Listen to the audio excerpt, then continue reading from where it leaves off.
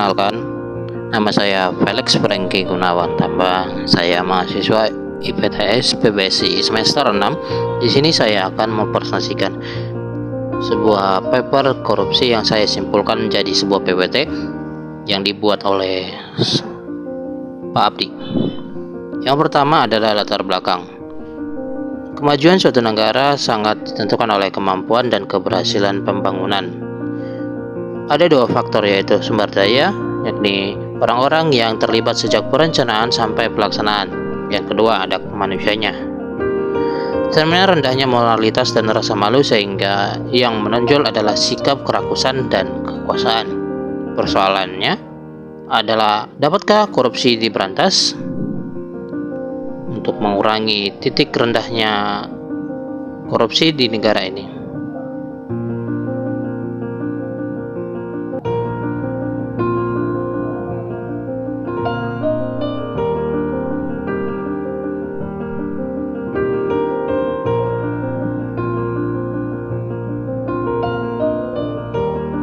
yang kedua ada pengertian korupsi secara teoritis.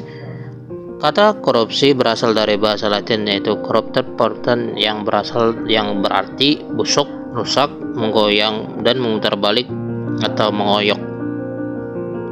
Menurut Dr. Kartini Kartono, korupsi adalah tindak laku individu yang menggunakan wewenang dan jabatan guna mencari keuntungan dan merugikan kepentingan umum. Menurut saya sendiri, tindakan korupsi adalah merupakan tindakan yang dimana para pejabat publik menggandakan uang untuk kepentingan pribadi sebagai pemuas dan kebutuhan hidupnya. Jadi korupsi merupakan gejala salah pakai atau salah urus yang dari kekuasaan demi keuntungan pribadi, salah urus terhadap sumber-sumber kekayaan negara dan menggunakan wewenang dan kekuatan-kekuatan formal untuk memperkaya diri sendiri.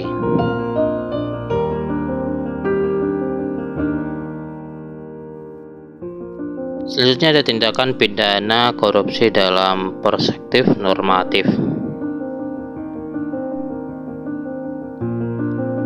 Memperhatikan Undang-Undang Nomor 31 Tahun 1999, Undang-Undang Nomor 20 Tahun 2021, maka tindak pidana korupsi itu dapat dilihat dari dua segi, yaitu korupsi aktif dan korupsi pasif.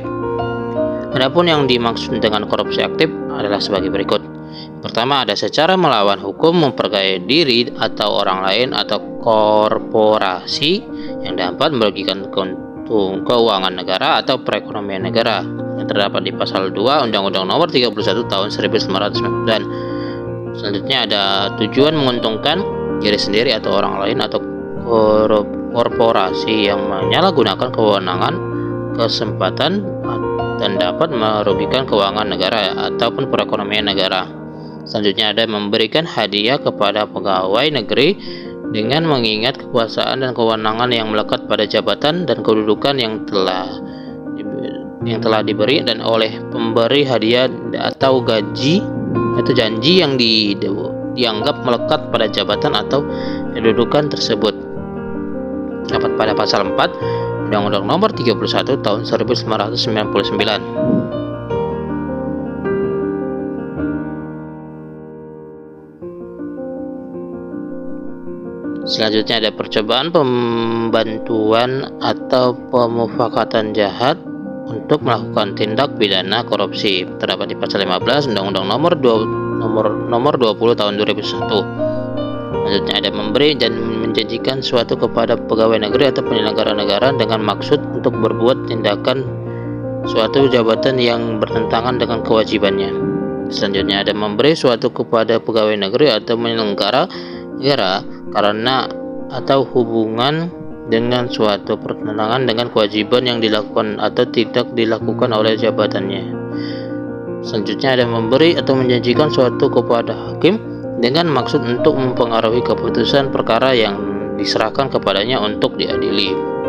Yang ini terdapat pada ayat 6. Selanjutnya, dalam melakukan analisis pembuatan korupsi dapat didasarkan ada 3, yaitu pendekatan pada posisi sebelum perbuatan korupsi terjadi atau preventif. Yang kedua ada pendekatan pada posisi pembuatan korupsi terjadi. Yang ketiga ada pendekatan pada posisi setelah pembuatan korupsi terjadi atau represif.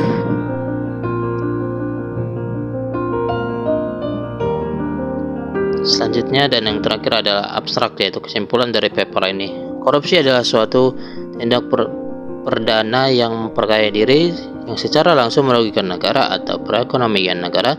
Jadi unsur dalam pembuatan korupsi meliputi dua aspek, yaitu aspek memperkaya diri dengan menggunakan kekuasaannya dan aspek penggunaan uang negara untuk kepentingannya. Adapun penyebab antara lain ketidakadaan atau kelemahan pemimpin, kelemahan pengajar dan etika, kolonialisme, penjajahan, rendahnya pendidikan, kemiskinan, tidak adanya hukum yang keras, kelangkaan lingkungan yang subur untuk perilaku korupsi, rendahnya sumber daya manusia, serta struktur ekonomi.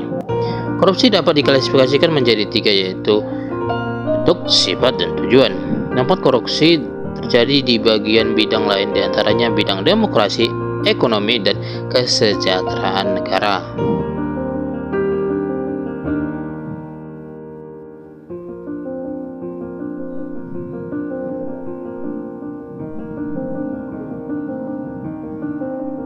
Baik, demikianlah presentasi yang bisa saya sampaikan. Jika saya ada salah-salah kata, mohon dimaafkan.